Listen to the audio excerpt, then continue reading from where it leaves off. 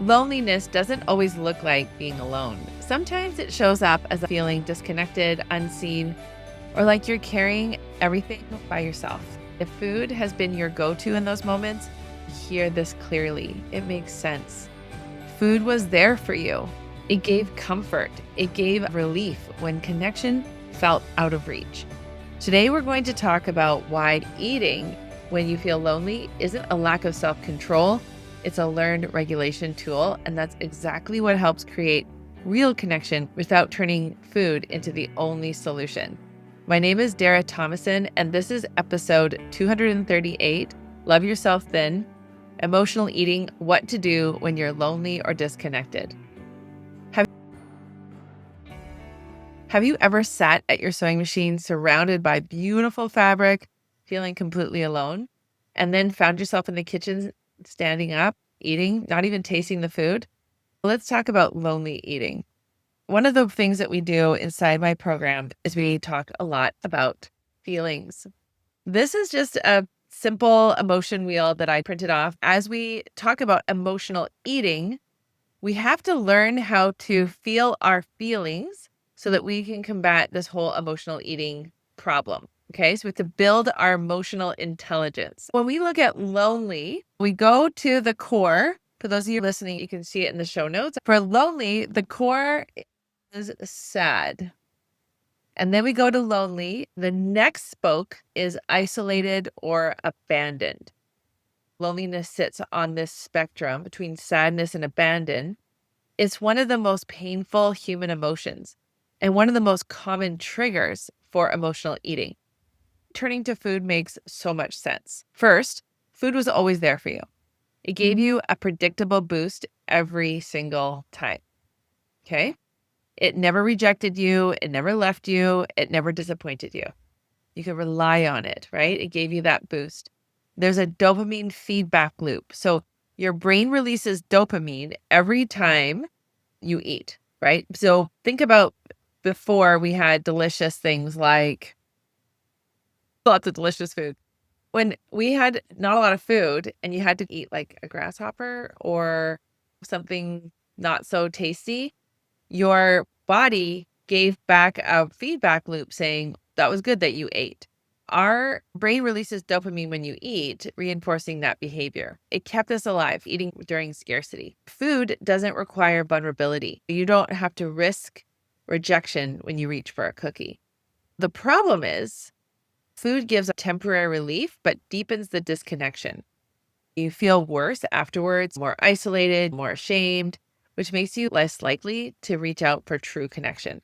One of the struggles I see so much with the increase of mental health in this world is we think that we're being connected, right? We go to our phone and say, oh, that's my favorite Instagram person. What is she up to? And you feel like you're besties, but really, she doesn't know you and you don't know her. There's not a true connection. This false connection is kind of like sugar. It feels like you're connected, but it's not legitimate. It's not real. It has you going back to try to get more of it to feel more connection. So because we're not getting true emotion, we're feeling more and more disconnected as a society. We have never had this many mental health issues, and it's just increasing. No amount of medication is going to solve it. We have to get to the root of it. Compassion and really understanding, getting those true connections, resolving what's really going on is the solution. The problem is food gives us this temporary relief, but deepens the disconnection. You feel worse, more isolated, more ashamed, which makes you less likely to reach out for real connection. So you're like, okay, Dara, thank you for clarifying that. So how do we create these true connections? I want you to brainstorm. You can even put me on pause right now and think, what are the ways that I feel the most connected? Because it's going to change for each one of you. I was explaining this to my son recently. And apparently, all the things that I do for like feeling better is some form of warmth, like going in the hot tub, going in the car with the heated seat, moving my body, dancing or running or lifting weights, or something where I'm actually increasing my internal body thermostat. I pretty much always have boiling water for keeping my hands warm. Maybe I curl up in a blanket and read a book or sit by the fire. It was interesting. My son was like, oh, Mom, we see a theme here. I was like, oh, yeah. So, what is it for you? What are your true connections? Well, I broke it down in a few different areas. So, we can have a physical connection, so a hug. And, they have so many studies about how powerful hugs are. One of the things that I teach my clients is to put your hand on your heart and to give yourself some pressure that feels like you're giving yourself a hug. It feels so nice. Before I go to bed, I put my hands across my arms and I put my hands on my shoulders and I give my shoulders a good little squeeze. And that feels really nice, like giving myself that hug before I go to bed. Real conversations. One of the things I'm seeing in my membership is they're organizing play dates with each other. A lot of women I work with are just in that new phase of retirement. They used to have this connection when they went to work, and now that they're at home, they're feeling like something's a little off. They're making more of an effort to call their friends and say, hey, let's do a quilting play date, or let's go out for lunch, or go do this walk, because they see that value in that. And when they're doing more of the true connection, they're not going to the false pleasure of the food. Physical exercise in any way, so going for a walk, dancing, stretching, those are physical connections that are going to recreate this healthier dopamine wiring, which will have less power on the need to go to the food. Okay, so let's go to creative connection. So we've got sewing, knitting, quilting. What about playing music or singing? Clay or Play-Doh, sand, gardening? What are those creative connections for you? And then some other forms are listening to music that moves you, making food mindfully for yourself and for others, journaling, reaching out to one person, even just a text. If you're a religious person, having more of a religious practice that you have that feels more regular, so you can kind of depend on that lift for yourself. Prayer, meditation, all of those ways of getting true connection are going to help you combat this. I feel lonely. I feel sad. I feel abandoned. I feel isolated. And I don't want to feel that way. So I'm now going to put a bunch of food in my mouth to distract myself. Okay. That's what we're going for. We want to mitigate that and create new, healthier patterns. We talk a lot about emotional eating and trying to use food to mimic a feeling or experience. And that just doesn't happen. So I want to teach you a 4-step process to help you. One of the struggles I see a lot with my clients, especially when they come to me, is they've tried so hard to be so good. They have been vigilant about keto, vigilant about tracking their calories on those apps. They have such good intentions, but since they don't have understanding of their emotions, they're not capable of working through it. It's like you wouldn't give a 5-year-old calculus. You wouldn't even give them algebra, right? They don't even really know what the numbers are. We have to work our way up to these skills. And the more that we know, the better we can do. So I'm just so happy you're here on this podcast and listening and really giving yourself a better chance for success. These are the steps I want to help you work through so that you can create more of the success that you want in your own life. So the first step for building your relationship with yourself, you have to build your relationship with yourself, right? When they say, if mama ain't happy, nobody's happy. If you don't know yourself very well, and if you don't have a good relationship with yourself, you're not going to have those relationships or that success with anybody else. It just doesn't work. You have to start with yourself. For number one, be aware that 95% of your thoughts are on autoplay. What thoughts are happening that you don't even realize? Slow down and see what's really happening. Our brain really likes to look for patterns. So if you were told, oh, my daughter's just really shy, or my daughter, she's out of control. She just have ants in her pants all the time. She just can't sit still. That's the one I got. When you hear it all the time, then you just start believing, I guess I'm just a person that has ants in her pants. I just can't sit still. Okay, I guess that's who I am.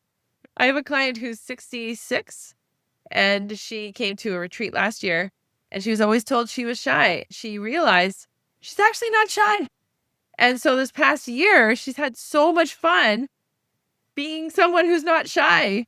And because she's realized, oh, that was just a thought that I thought enough time that became a belief. And then it just went on autoplay. But it's not true. Now she's doing all sorts of things. She's going to events by herself. She's going on these great trips.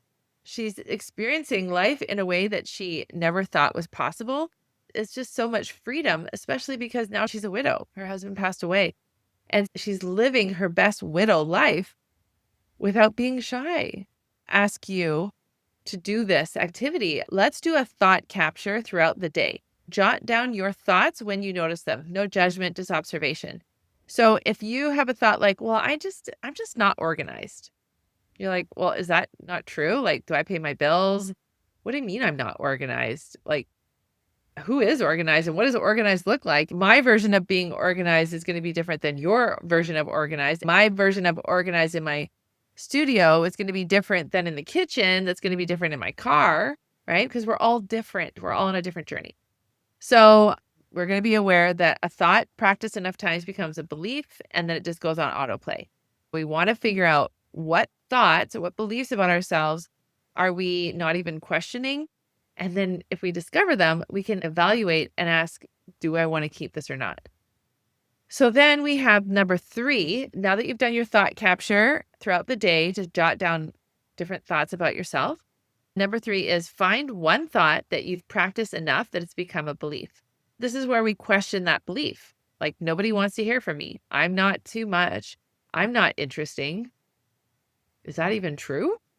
Why would you choose to think those things about yourself? When you have those thoughts about yourself, how do you feel about yourself? And how limiting is your life become because you keep thinking those things, right? All right. And then once you've gone through those steps, this is where I love this step so much. This resonates with my clients. We're going to curate the belief in your favor. So whatever you feed will grow. Replace nobody wants to hear from me with some people are delighted to hear from me, right? So you're starting to curate what kind of way you're going to think about yourself and what kind of life you're going to have.